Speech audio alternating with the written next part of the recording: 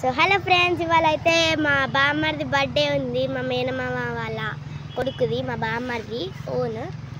అయితే ఇగోండి చెట్ల దగ్గరికి వచ్చినాం. ఇంత బ్యూటిఫుల్గా ఉన్నాయి చూడండి, ఆరెంజ్ కలర్స్లా. అక్కడక్కడ గ్రీన్, అక్కడక్కడ ఆరెంజ్, ఎంత బాగున్నాయి చూడండి. సో మా ఫ్యామిలీని చూపించాలి కదా.